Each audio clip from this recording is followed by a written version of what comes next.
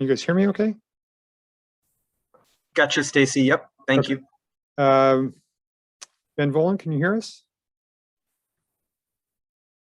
All right, I'm going to jump right to Mike Reese, and I'll ask people to turn their camera on if they want to ask a question in addition to raising a hand. Go ahead, Mike. Sounds great. Hey, Trey, it's Mike Reese with ESPN. How are you today? I'm doing great. Bless you, man. How you doing? Really good. Nice to speak with you. Hopefully in person at some point here for all of us. Yes, how would you describe how your sort of integration into the Patriots and the NFL has gone to this point? You know, I feel like, you know, the Patriots organization made it real smooth for, you know, the rookies to, you know, transition to the NFL. You know, I have a lot of good veteran teammates to lean on to help me, you know, show me the ropes. And, you know, like I said, the coaches all really good guys, you know, and they do a good job with just helping the rookies transition from the college to NFL level. And one quick follow-up from me, just as a rookie receiver, having a rookie quarterback in Mac, what has that connection been like for you with Mac? Been a good connection. I mean, me and him, we help each other study, you know, kind of lean on each other when times get hard. And, you know, it's just like kind of with everybody else, you know, even with the other quarterbacks too, with Hoyer, you know, with Stidham, Cam's just, you know, you look to the quarterbacks to help you with, you know, play calls and, you know, just get into it, integrated with the system. So it's all been a blessing for sure.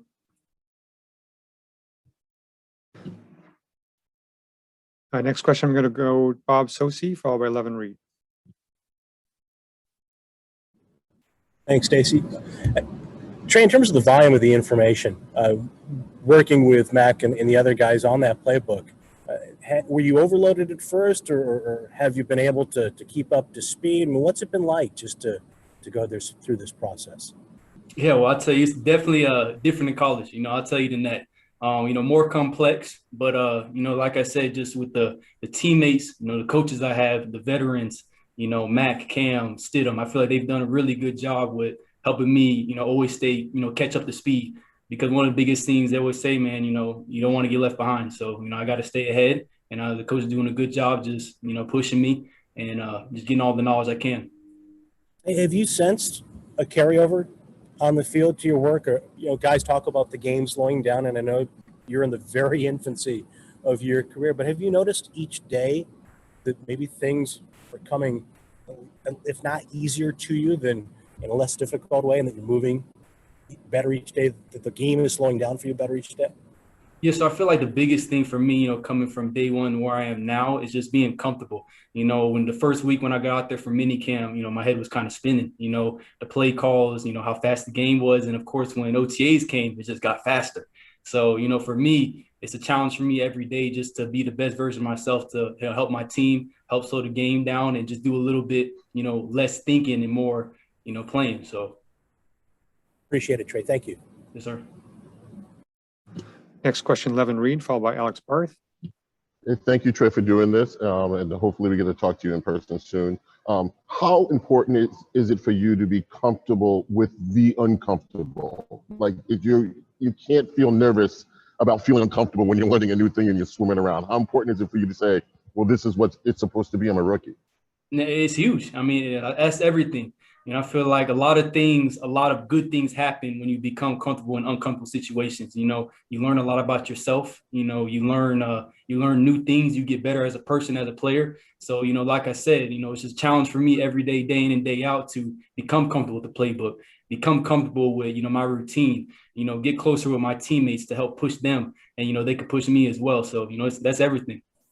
How important is it for you to see the smiles around the faces around the facility? I know last year was very different for everybody, meaning you probably had more computer learning or not so much in-person learning.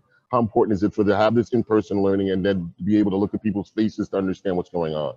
It's a blessing, you know, like no doubt a blessing. You know, back in college, you know, it was all virtual, you know, like you said. So being able to make this transition to the NFL and actually be able to, you know, be in person with the coach, it's a blessing, man. Thank you very much. I'm going to try to squeeze in two more. I have a deadline. He's got a special teams meeting coming up. So we're going to go Alex Barth, Chris Gasper. Go ahead, Alex. Hey, Trey. I saw on Twitter after the draft, you shared the video of Ernie Adams making your selection in the Patriots draft. I'm just curious if you've gotten to meet Ernie or what that interaction was like, or if you've learned any more about him. Yeah, absolutely. You know, still to this day, I get chills just going back and watching that video. But it's funny because Ernie, I think the day one when I reported here, he's one of the first people I saw in the building. So instantly smiles went to my face, introduced myself, he introduced himself. And, just ever since then, I'm in his debt, I owe him a lot, man. I really respect that dude. Cool. Thank you. Yes, sir. And last question, Chris Gasper. Hey, Tre, I just had sort of two questions combined in one here. First of all, how different is what you're doing in the Patriots offense with sight adjustments as a wide receiver from what you did in college at Mississippi and UCF? That's one question. The second one is just, is there any receiver in the NFL that you sort of pattern your game after or feel like there's similarities between your game and their game? So it's it's a little different doing the, the side adjustment in the NFL. There's a lot of things different. But, the coaches do a good job with just helping me out making that transition. And, like I said, with my teammates as well, just helping me, get accustomed to the new things the Patriots do. And sorry, what was your second question again, Chris? The second question was just, is there any wide receiver who's in the NFL that you pattern your game after, or you feel like there are similarities between your game and his game, and you can maybe take some things from his game to be successful in the NFL? As of right now, I just learn from everybody I can. And I feel like there's not one person I can really pinpoint saying, that's what I model my game after. I pick up different things from, every receiver I could watch, even dudes on the team, Nelson, KB, Gunner, Jacoby, just watching them dudes in practice. I just learn so much every day. Just, how to be a pro, how to operate, little things to help me get open. So. Thank you.